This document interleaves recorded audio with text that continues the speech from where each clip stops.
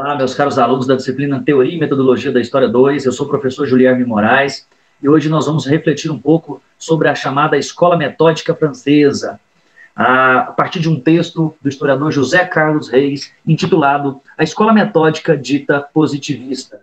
Pois bem, meus caros, o José Carlos Reis nós já conhecemos, nós já refletimos sobre um texto dele na aula passada, em que ele discute o historicismo alemão. E hoje nós vamos fazer uma reflexão sobre outro texto dele, no qual ele discute a escola histórica, a escola metódica francesa. E a escola metódica francesa é extremamente significativa para a gente fazer uma reflexão mais profunda, uma reflexão mais pesada, sobretudo porque a escola metódica francesa é muito mal interpretada e chamada muitas vezes de positivista. Eu já conversei com vocês a semana passada e já apontei, já mencionei que é uma afirmação errônea, é uma interpretação equivocada, na medida em que é impossível construir uma historiografia positivista sem se pautar em leis gerais. E a escola metódica francesa não se pauta em leis gerais, portanto, ela não seria positivista. Mas nós vamos debater isso no texto do José Carlos Reis, no qual ele traz essa reflexão. Bom, o José Carlos Reis é um historiador que trabalha temáticas da teoria e da metodologia da história ao longo da sua carreira e tem muito conhecimento de causa. E inicia o seu texto para discutir a escola metódica com base em Leopold von Ranke. Nós não vamos entrar na reflexão que ele faz do Leopold von Ranke, porque o Leopold von Ranke é o historiador da escola histórica alemã. E nós já discutimos a escola histórica alemã, inclusive eu já mencionei o Ranke, a proposta do Ranke, etc., que Ranke não poderia ser chamado de positivista. Portanto, nós já entramos na reflexão que o José Carlos Reis faz a respeito da história, da escola metódica, da chamada escola metódica positivista, que se desenvolve a partir dos anos de 1870 na França, na segunda metade do século XIX. Então, José Carlos Reis busca, por meio de uma reflexão extremamente interessante, mostrar de que modo a escola metódica se envolve com os assuntos da ciência histórica e de que modo eles se distanciam daquilo que vão chamar eles, que é de positivistas. Ou seja, ele quer mostrar para a gente que a escola metódica não é positivista. E possuiria algumas características que se pode chamar de um método positivo, mas de jeito nenhum positivista, no sentido de Auguste Comte. O José Carlos Reis vai apontar para a gente que desde 1821, na École de Chartres, já se formava arquivistas. Entretanto, só depois, a partir de 1870, é que os historiadores vão se envolver mais com a discussão e com a reflexão sobre a cientificação da história.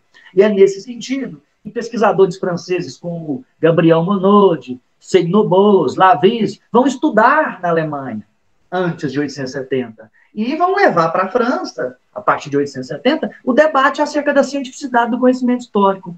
E esse debate acerca da cientificidade do conhecimento histórico traz, de algum modo, uma recusa de uma filosofia da história iluminista. O José Carlos Reis traz isso de maneira muito bem clara para a gente, que é uma recusa da filosofia da história iluminista, mas, ao mesmo tempo, algumas características da filosofia da história, sobretudo a ideia da razão, do Estado-nação, racional e etc., vão permanecer na escola metódica. Mas o mais importante para a gente guardar é a escola metódica francesa, com a revista histórica e com os manuais de metodologia da história, vão formular uma proposta de cientificação da história no século XIX aos moldes em que os alemães já tinham feito na primeira metade do século. E os franceses vão seguir na mesma vertente, inclusive vão estudar com os franceses. Em 1876, Gabriel Monod e Gustave Chabès Farniers vão fundar a chamada Revista Histórica. E a partir dessa fundação da Revista Histórica, é que a revista postulava representar o coroamento da tradição humanista renascentista e da erudição dos beneditivos, ou seja, do método crítico, do modo pelo qual havia de se analisar a documentação de modo crítico, de trazer a história, a realidade da história do passado.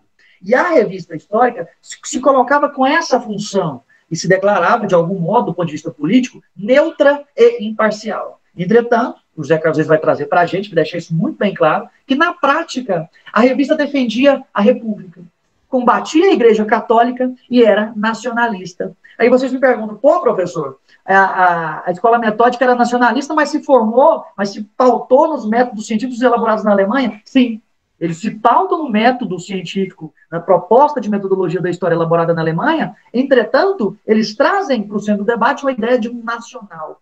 Nós vamos lembrar que nesse período, segunda metade do século XIX, Nós temos aí toda uma ebulição política na Europa em torno das unificações, nós temos uma tentativa de imperialismo europeu em algumas outras partes do mundo. Portanto, a reflexão e a tendência nacionalista é muito forte. E os franceses também vão trazer isso. Os historiadores franceses, com a escola metódica, especialmente com o surgimento das revistas de história, muitas, e a principal, a revista histórica, fundada por Monod e Fabiès, é fundamentalmente pautada numa reflexão sobre a cientificidade do conhecimento histórico. O conhecimento histórico deveria ser produzido com base científica. Essa é uma preocupação fundamental da escola histórica, da escola metódica francesa, que também era uma preocupação da escola histórica alemã. No entanto, os franceses vão trazer para uma reflexão uma coisa que já tinha sido elaborada na Alemanha. Obviamente, eles vão colocar a cara deles, mas eles já têm um caminho percorrido pelos alemães. Isso é importante. Ou seja, a história já é uma ciência na Alemanha. E na França, eles vão tentar fazer isso também. E já com um acúmulo de experiência na Alemanha, eles sabiam os caminhos a serem percorridos. Muitos estudaram na Alemanha. E eles sabiam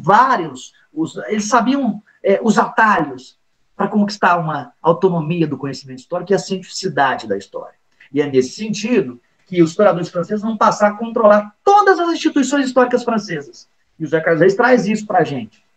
Eles vão começar a tomar conta e ter um lugar específico nas universidades, uma cadeira específica da história nas universidades. Vão começar a coordenar e tomar conta dos arquivos públicos franceses, das bibliotecas públicas francesas, dos museus públicos franceses. Além disso, o Estado francês vai criar arquivos públicos unificados e enviar comissões de historiadores para o mundo, para diversas partes do mundo, para buscarem documentação, para coletarem documentação que estava diretamente ligada à história da França, ou uma historiografia da França. A história se profissionaliza na França, nesse sentido, aos moldes alemães, da primeira metade do século XIX. Ou seja, eles já tinham um caminho percorrido e seguem nesse caminho percorrido pelos alemães, fazendo o seu modelo francês. Bom, a história, com esse processo histórico no século XIX, e sobretudo na França, com a revista histórica, e os historiadores em ebulição, buscando lugares, vão conquistar um lugar autônomo. Esses historiadores vão conquistar lugares e um lugar autônomo na universidade. A história vai conquistar um lugar autônomo na universidade. Sobretudo com o surgimento do regime de cátedras. É aquilo que a gente já discutiu na aula passada. Ou seja, você vai ter um historiador das Américas, você vai ter um historiador de história geral, você vai ter um historiador de medieval, você vai ter um historiador de história moderna, você vai ter os historiadores especializados nas cronologias da história ou nos espaços, nos campos da história. E esse regime de cátedras já existia na Alemanha e os franceses estão trazendo para a França também. Uma outra questão importante, outra característica importante do processo de conquista da profissionalização dos historiadores é o surgimento das sociedades científicas. Ou seja, surgem várias sociedades científicas de historiadores e defendendo a história como uma ciência, como um lugar autônomo. Há uma necessidade também de documentação para essa história ser científica. Portanto, vão ser formuladas e elaboradas coleções de documentação, coleções de documentos. Revistas científicas, igual a revista histórica, surgem aos montes na França nesse período. Manuais de metodologia da história, também. Publicação de textos históricos inúmeros. E um público, obviamente, leitor desses livros históricos. Ou seja, a história precisa de documentação para ser elaborada, a história precisa de universidade para ser ensinada, a história precisa de sociedades científicas para se formular uma classe de professores de história, a história precisa de revistas científicas para divulgação de trabalhos científicos, a história precisa de manuais de metodologia da história para mostrar como é que se faz pesquisa nesse período. A história precisa da publicação de textos históricos e precisa de um público leitor. E os franceses vão conquistar isso tudo nesse processo histórico. Vão conquistar desde a década de 80 do século XIX, eles vão formular propostas e vão se desenvolvendo a história, vão cientificando a história. Esse processo de cientificação da história é extremamente significativo, porque a palavra fundamental, e o José Carlos Reis traz isso, é a ideia do método. O método para os historiadores nesse período é fundamental. O método seria fundamental e chave no processo de autonomia do conhecimento histórico. Esse processo de autonomia do conhecimento histórico vai ser conquistado a partir do momento que os historiadores começarem a produzir pesquisas utilizando uma metodologia dita adequada do ponto de vista científico. E, óbvio, Para a difusão dessa metodologia, vão surgir os manuais de metodologia da história. E eles são fundamentais e vão surgir aos montes, seguindo o exemplo e o modelo alemão. Os alemães já haviam feito isso na primeira metade do século XIX, e os franceses vão fazer isso na segunda metade do século XIX. O manual principal, o mais conhecido, e também o mais criticado e mal entendido, é o livro Introdução aos Estudos Históricos, de Charles Victor Langlois e Charles Victor Segnobos. Esses dois historiadores, pesquisadores da área da história, constroem um manual extremamente significativo sobre como se deveria produzir uma história científica. Ou seja, como se deveria produzir conhecimento histórico-científico. E é nesse sentido que o manual trazia várias questões extremamente significativas e que o José Carlos Reis traz para o centro do debate que ele pretende fazer.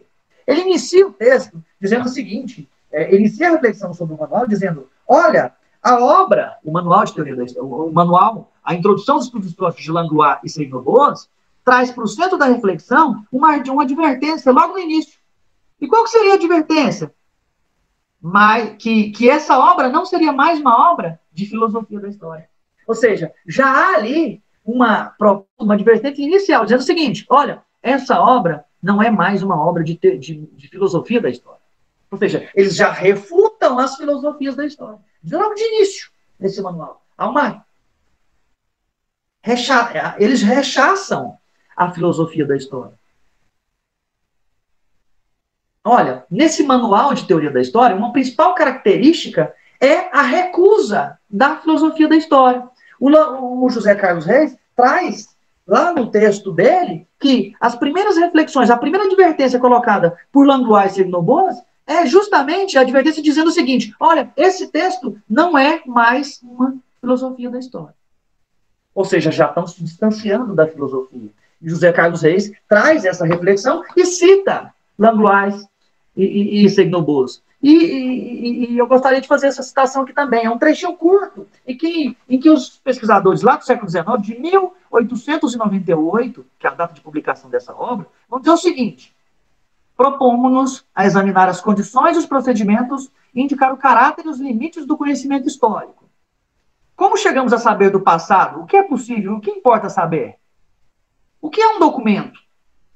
Como tratar os documentos com vistas à obra histórica? Que são os fatos históricos? E como agrupá-los para construir a obra histórica? Um ensaio sobre o método das ciências históricas. Ou seja, eles dizem, olha, nós vamos nos perguntar essas questões, vamos tentar responder isso. E esse é um manual, porque a partir da resposta dessas questões, nós vamos conseguir indicar caminhos para fazer a pesquisa histórica. E essa é a proposição de introdução aos estudos históricos de Charles Victor Langlois e Charles Victor Segnobos. E é nesse sentido que o José Carlos Reis diz logo de início da reflexão dele sobre a escola metódica, de que, olha, há uma proposta no manual de que definirá o espírito positivo, no sentido de antimetafísico, ou seja, avesso às filosofias da história, contrário às filosofias da história. E o método histórico, basicamente, para Langlois e Segnobos, vai ser dividido em heurística, operações analíticas e operações sintéticas. E o que seria isso? Seria a heurística, a pesquisa da documentação, ou seja, a sua localização, uma questão colocada a priori, ir lá para o documento, buscar esse documento específico para responder determinadas questões, o processo heurístico da pesquisa, o processo de elaboração, de captação, de coleta da documentação. Uma segunda operação seria as operações analíticas, em que você faz a crítica interna e externa da obra. Por exemplo, você está com uma bibliografia, vou pegar um livrinho aqui do próprio José Carlos Reis, você tem uma bibliografia e vai tentar entender internamente, fazer a crítica interna, ou seja, analisar, interpretar e criticar essa documentação que está escrito. E a crítica externa, basicamente, é tentar entender qual é o lugar dessa obra, de que modo essa obra me chegou, quais os motivos que essa obra foi produzida, e etc. Isso para qualquer que seja o documento histórico. Ou seja, o documento tem que ser analisado do ponto de vista interno e externo. A documentação histórica está ali para ser pesquisada, tanto do ponto de vista da sua especificidade interna, da interpretação daquela geralmente os documentos escritos, da interpretação dessa documentação escrita e também da investigação de onde esse documento foi produzido, de que modo ele foi produzido, por que foi produzido. Essas seriam as operações analíticas para Langlois e Segnobos. E as operações sintéticas, que seriam basicamente a construção histórica, o agrupamento dos fatos, a exposição e a escrita histórica, em que eles tentam, de todos os modos, de alguma maneira, limpar resquícios da filosofia da história. Ou seja, Langlois e Seignobos propõe um método com 3 momentos específicos. A heurística, que seria basicamente a coleta da documentação e a organização dessa documentação para ser pesquisada. As operações analíticas, que seriam basicamente a análise, a crítica interna e externa dessa documentação. E as operações sintéticas seriam basicamente a construção da história, a construção da narrativa histórica, agrupando os fatos discutidos e pretendidos coletados da documentação, colocando uma exposição desses fatos e a escrita histórica, que deveria ser o mais objetiva possível, respeitando os fatos da história e a cronologia. Obviamente que o pesquisador que construísse essa obra histórica poderia ter ciências auxiliares.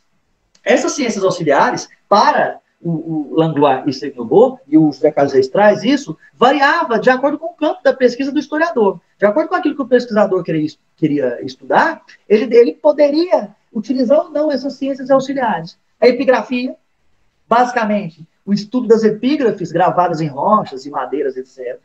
A paleografia, que seria o estudo dos textos e manuscritos antigos. A diplomática, que seria o estudo dos diplomas, das cartas, dos documentos oficiais. A filologia, que seria o estudo das palavras e da língua, que é fundamental a filologia desde os beneditinos. A história literária, que seria o estudo dos estudos das narrativas literárias ao longo do tempo, que é importante também como documentação histórica, obviamente como documentação auxiliar, de algum modo, se você estava discutindo alguma coisa que foi narrado do ponto de vista literário, por exemplo, se algum historiador francês fosse discutir a Guerra de Troia, que foi narrada por Homero. E Homero é considerado um literato. É nesse sentido que os historiadores utilizariam a história literária como uma disciplina auxiliar. A arqueologia, que todos aqui sabem, né, que seria o estudo dos achados arqueológicos. A numismática, que alguns podem estranhar o nome, mas seria o estudo das cédulas, das moedas, das medalhas, que poderiam auxiliar os historiadores a estudar um movimento, por exemplo, uma história econômica antiga. E a heráldica, que também alguns podem estranhar, mas nada mais, nada menos é o estudo dos brasões, das armas, dos brasões de armas, dos escudos, etc. Dos brasões. Então, meus caros, nós temos o seguinte, a depender do tema do historiador, do tema da pesquisa, o historiador deveria utilizar essas ciências auxiliares e deveria respeitar os 3 momentos principais do método histórico, a heurística, as operações analíticas e as operações sintéticas. Johann Gustav Droysen, lá no século XIX, na primeira metade, defenderia a ideia da heurística, da crítica e da interpretação, que também são esses caminhos percorridos, obviamente com características diferentes. Ou seja, há uma influência dos franceses nos alemães. E o José Carlos Reis traz isso de forma muito precisa, quando ele vai dizer um pouco sobre a influência dos alemães nos franceses. Tem um trecho do texto em que ele diz explicitamente sobre a revista histórica, em que ele vai apontar o seguinte, quero mencionar para vocês, página 21, ele vai dizer o seguinte: a revista histórica pretendia representar o coroamento da tradição humanista renascentista e da erudição dos beneditinos. Mas Monod, Gabriel Monod, que era um dos fundadores da revista histórica, reconhece a influência de historiadores alemães sobre historiadores franceses. Boeck, Niebuhr, Mommsen, Sagni, Rank, Weitz, Gervinus e as publicações de documentos alemães. Ou seja, não há como negar, meus caros, que a Alemanha percorre um caminho que os franceses depois vão aprender com eles e vão pegar o atalho. Eles já têm um modelo a ser seguido. E a história vai se cientificizar na França dessa maneira. E é nesse sentido que o José Carlos Reis passa para a reflexão do que ele vai chamar de traços positivos, traços de um espírito positivo dessa escola. Ele vai chamar espírito positivo para não chamar de positivista. Ele vai dizer o seguinte: olha, tem alguns traços aí no manual, na escola histórica francesa, na escola metódica francesa de um modo geral, que seria os traços positivos. E o que ele chama de traços positivos? Acho que é fundamental entender isso. Bom, um apelo ao documento e a ideia fundamental de que sem documento não há história. Até hoje nós temos esse apego ao documento. Sem documentação não há história, efetivamente, e os alemães na primeira metade do século XIX e os franceses na segunda metade são fundamentais para isso.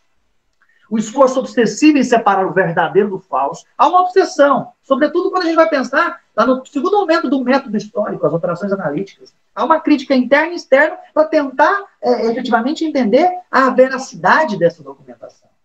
E há aí uma influência beneditina. Nós temos também o medo de se enganar sobre as fontes, daí a heurística, o primeiro momento da coleta, que você deve se demorar organizando a sua documentação, organizando tudo aquilo que você acha importante para a sua pesquisa, buscando a documentação precisa sobre determinados assuntos que você quer debater. Os historiadores franceses estão trazendo isso.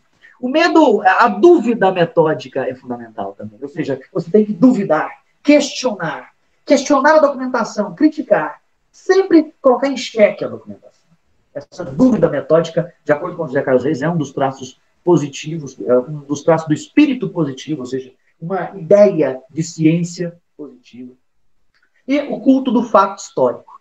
Ou seja, o fato histórico é fundamental para esses historiadores. Eles estão em busca de fatos históricos. Alguns vão dizer, e muitos dizem, até hoje, nós temos de monte aqui no YouTube, nós temos de monte no Google, nós temos de monte nas universidades, nós temos de monte em qualquer que seja a reflexão sobre a história do século XIX. Vários pesquisadores refletindo sobre o século XIX, dizendo que o século XIX, ou generalizando o século XIX, dizendo o seguinte: o século XIX é positivista. Mero engano, meus caros. O século XIX não é o século positivista. A escola metódica francesa não é positivista. Sobretudo no sentido de Auguste Comte. Sobretudo porque eles não se apoiam em leis gerais que supostamente governariam as ações dos homens no tempo. Eles não se pautam em algum tipo de lei geral que influencia numa relação de causa e efeito, tal como as ciências naturais pretendiam e tal como o positivismo de Auguste Comte pretendia. Ou seja, eles não se pautam em leis gerais que regem a ordem dos acontecimentos na história. Sobretudo por isso, nós não podemos chamar a escola metódica francesa de positivista. Talvez com positivos. Sobretudo por isso que a gente já acabou de refletir. Ou seja, apoiando-se em fatos, na experiência, em noções a posteriori, temendo a não objetividade, evitando a especulação, ou seja, evitando a filosofia da história, tem uma visão otimista e progressista da história.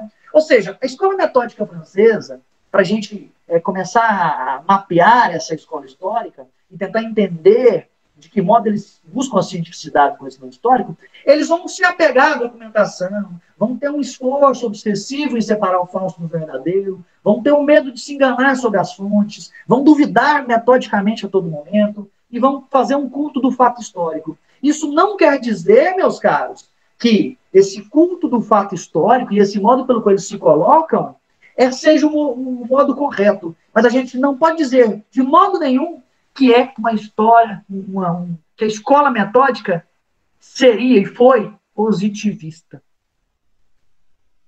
Eu quero deixar isso muito bem claro para vocês. A escola metódica francesa não era a escola positivista, sobretudo porque não se pautava na obtenção e na compreensão e na necessidade de desvendar leis gerais que regiam as ações dos homens no tempo. Não dá para chamar a escola metódica de positivista, porque ela não se apoia no positivismo de Auguste Comte. Simples, objetivo, para ficar claro para vocês. Não dá para chamar a escola metódica francesa de positivista.